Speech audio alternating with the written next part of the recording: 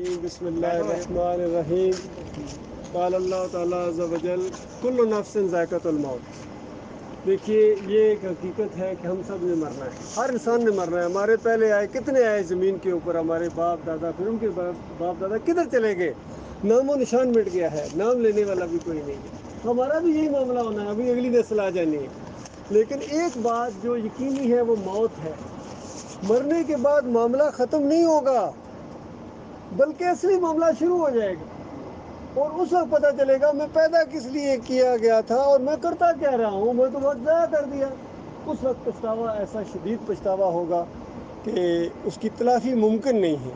اس لیے آج ہم غور و فکر کریں، صرف یاد دہانی کرانے آئے ہیں۔ آپ جانتے ہیں ان چیزوں کو، صرف انسان ذرا اپنے دنیاوی معاملات میں آ کے ذرا مصروف ہو جاتا ہے، پریشانیاں بھی ہوتی ہیں اور ذمہ داریاں بھی ہوتی ہیں، تو اس وجہ سے انسان اس چیز کو بھول جاتا ہے۔ لیکن ہمارا مالک اور خالق بتاتا ہے کہ یہ بات آپ نے، یہ سبق آپ نے کبھی نہیں بھولنا ہے کہ تم اللہ کے بندے ہو۔ چاہے یہ زمین چھوٹی سی اس کائنات کے اندر، اس کی کیا حیثیت ہے، جہاں بھی جاؤ گے تم نے اللہ ہی کے اس سسٹم کے اندر جکڑے ہوئے ہو، اس سے آپ نہیں باہر نکل سکتے ہیں۔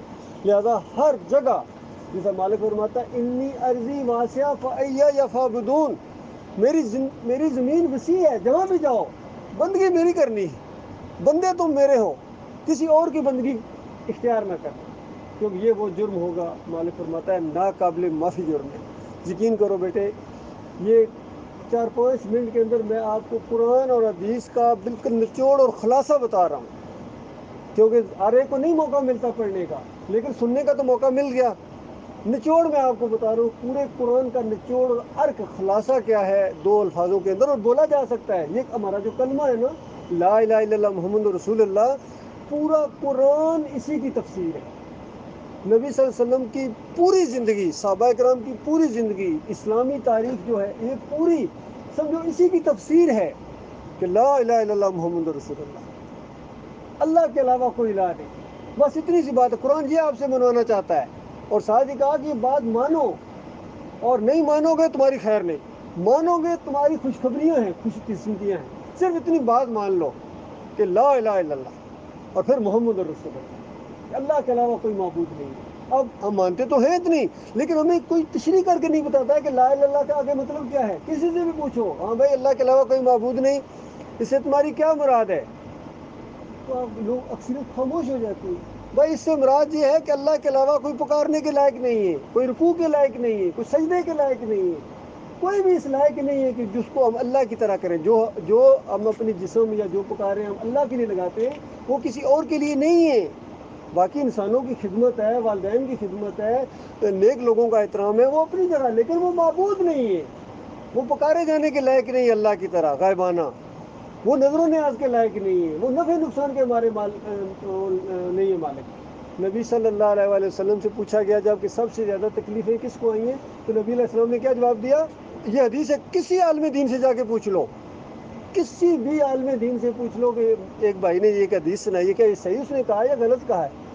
نبی علیہ السلام نے فرمایا کہ سب سے زیادہ تکلیفیں دنیا میں انبیاء پر آئی۔ غور کرو اس میں کتنا نقطہ ہے۔ وہ جن کے اوپر خود مصیبتیں آئی ہوں، وہ دوسروں کی مصیبتیں کیسے حل کریں گے؟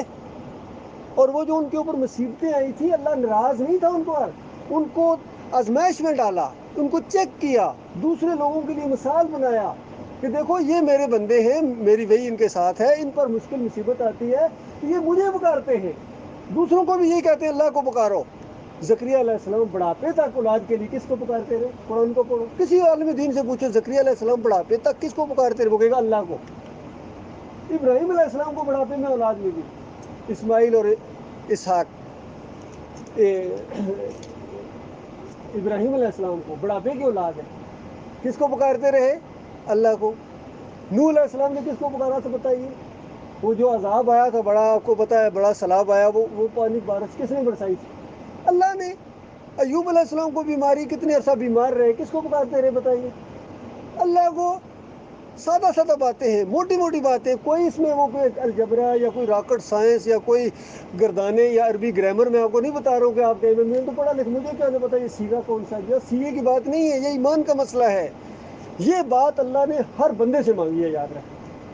باقی سارے آگے جتنی آگے بڑھتے جاؤ علیحدہ بات ہے، لیکن یہ بنیادی بات ہر بندے سے اللہ تعالیٰ نے مانگی ہے کہ دیکھنا میرے علاوہ کسی کو معبود نہ بنانا، ورنہ وہ آگ لگے گی بجائی نہیں بجے گی، تمہارے سارے اعمال برباد کر دیے جائیں گے، نمازیں روزے منہ پر مارے جائیں گے۔ بتاؤ اس بندے کی اس وقت حالت کیا ہوگی جو نمازیں بھی پڑھتا رہا، روزے بھی رکھتا رہا، تہجد گزاریاں بھی کرتا رہا، حج بھی کر کے گیا، اور مرنے کے ساتھ پتہ چلا کہ وہ چیز ساتھ نہیں لے کے گیا ہے جو اصل تھی۔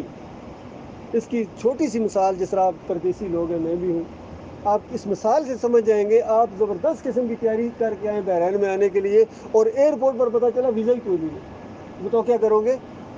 ہاں وہ کپڑوں کا جوڑا چھوڑ کے آ گئے، وہ پیسے چھوڑ کے آ گئے، وہ جوتی چھوڑ کے آ گئے، وہ ساری باتیں چل جائیں گی، کوئی مسئلہ نہیں، لیکن ویزا ہی کوئی نہیں ہے۔ بتاؤ ٹکٹ بھی ہاتھ میں ہے، ویزا ہی کوئی نہیں، تو کیا کرو گے؟ یہ جو لا الہ الا اللہ محمد رسول اللہ ہے نا، یہ جنت کی چابی ہے کہ پہلے اس بات کو مانو کہ اللہ کے علاوہ کوئی معبود نہیں۔ اور آج جو مسلمانوں کی پوری دنیا میں درگت بنی ہوئی ہے، ذلیل و خوار ہو رہے ہیں، یہ اسی نقطے کی وجہ سے ہے میرے پیارے بھائیوں۔ یہ مومن نہیں رہے۔ اللہ کہتا ہے وَأَنْتُمُ الْأَعْلَوْنَ إِن كُنتُم مُؤْمِنِينَ، تم مومن بنو، تمہارا سر میں بلند کروں گا، عزت دار کروں گا۔ بتاؤ یا اللہ کی کتاب کیا کہہ سکتے ہو کہ غلط ہے، یا پھر ہم غلط ہیں، مسلمان غلط ہیں؟ اللہ کی بات تو سچی ہے۔ آج بھی مومن بن جاؤ، مسلم بنو، اللہ کے فرما بردار بنو۔ پہلی بات ایمان خالص کرو، توحید کو اختیار کرو۔ اب کسی نبی نے کوئی نہیں آنا، یاد رکھیے، کوئی کتاب اب کوئی نہیں اترے گی۔ اب یہ آپ کی اور میری ڈیوٹی اس بات کو پھیلاؤ دنیا میں، یہ اللہ کا حکم ہے ہم سب کے لیے۔ جس طرح انبیاء کو اس طرح حکم تھا، ہمارے لیے اب اس طرح حکم ہے کہ اب نبی کوئی نہیں ہے، ہاں نبی کی باتیں موجود ہیں۔ نبی علیہ السلام نے فرمایا قبروں کو کچا رکھو، اس کو اوپر عمارت نہ بنے، گنبد نہ بناؤ، مطلب کہ میری بات تو نہیں ہے نا۔ نبی علیہ السلام نے فرمایا جس نے تعویذ لٹکایا اس نے شرک کیا، یہ میری بات تو نہیں ہے نا۔ اور نبی علیہ السلام نے فرمایا اقرأ القرآن ولا تقلبی، قرآن پڑھو پڑھاؤ لیکن اس کو روٹی کمانے کا ذریعہ نہ بنانا، روٹی کمانے کا ذریعہ۔ بزنس آج ہمارے علماء کیا کر رہے ہیں؟ بزنس، دین بزنس سے برکت ختم ہو گئی، اللہ کا حکم پیچھے چلا گیا۔ اللہ کے بندو اس وجہ سے ذلت و خواری ہے۔ کوئی بریلوی بنا دیا گیا، کوئی دیوبندی، کوئی اہل حدیث، کوئی تکراری، سہروردی، نقشبندی، چشتی۔ بتاؤ کیا انبیاء یہ بنانے آئے تھے؟ کیا صحابہ کرام یہ تھے؟ وہ تو مسلم تھے، اس وجہ سے عزت دار تھے۔ آج فرقوں میں بٹ گئے ہو، ایک دوسرے کے ساتھ لڑائیاں، کوئی سیاسی فرقے، کوئی مذہبی فرقے، کوئی علاقائی فرقے، اسی وجہ سے وہ دین نہیں ہے، وہ ایمان نہیں ہے۔ اسلامی ملک میں بیٹھے ہو آپ کو خارجی کہتے ہیں، بتاؤ کوئی عزت ہے ہماری یہاں؟ یا کسی بھی جگہ کوئی کہے نا بڑی عزت ہے، بڑی احترام ہمیں، کوئی بھی نہیں ہے، کیونکہ وہ ایمان نہیں ہے، وہ توحید نہیں ہے، وہ جو روح ہوتی ہے وہ نہیں ہے اس کے اندر، جسم مردہ ہے۔ فلسطین میں کیا ہو رہا، کوئی اسلامی ملک اٹھنے کے لیے تیار نہیں، کیوں؟ ایمان کا وہ جذبہ ہے ہی نہیں ہے، ہمدردی ہی نہیں ہے۔ بس وہ جس طرح نہیں ہوتے پولٹری فارم والے مرغے، ایک کو پکڑتا ہے دوسرے کڑا کڑا کڑا، بس ختم، تھوڑی دیر کے بعد انہی کے سامنے ذبح کرتا ہے، ٹکڑے ٹکڑے کرتا ہے، اور وہ باقی سمجھتے ہیں ہماری باری کوئی نہیں آئے گی، ہماری باری تو آخر میں آئے گی، آخری کی بھی باری آ جاتی ہے ایک وقت۔ اسی طریقے سے یہ ذلت و خواری شرک کی وجہ سے ہے۔ اس لیے میرے پیارے بھائیو، ہم آپ سے کوئی چندہ مانگنے نہیں ہے، یقین کرو، کوئی یہ نہیں کہ جگہ چلو ہمارے صاحب چلا لگاؤ، نہ، کوئی نہیں، یہیں بیٹھے رہو، ٹھیک ہے، لیکن ایمان کھا، یہ پہلا سٹیپ ہے۔ اس کے بعد اگلے آپ کی مرضی ہے، لیکن اگر یہ بات مانے بغیر موت آ گئی، تو چاہے پاکستان میں موت آئے، چاہے بحرین میں آئے، چاہے امریکہ میں آئے، چاہے مکہ میں آئے، چاہے مدینہ میں آئے، جنت نہیں جا سکو گے۔ یہ بالکل آخری بات میں آپ کو قرآن حدیث کی بتا رہا ہوں۔ اور محمد رسول اللہ کلمے کا دوسرا حصہ، نبی علیہ السلام کو اپنا لیڈر مانو، اپنا قائد مانو، ان کی بات کو دل کے اندر سے تسلیم کرو۔ نبی علیہ السلام کی بات کے مقابلے میں بڑے سے بڑا علماء کہتے ہیں وہ جی بڑے علماء نے یہ مسئلہ بتاؤ، نبی علیہ السلام سے بھی بڑا ہے۔ جب نبی علیہ السلام کی بات آ گئی، بات ختم پھر ہو گئی۔ آخری نبی مانتے ہو تو بات بھی ان کی آخری مانو نا۔ جب نبی علیہ السلام کے بعد کسی اور کی بات مانتے ہو تو نبی کو کہاں آخری مانتے ہو؟ پھر تو تمہارا آخری کوئی اور ہے۔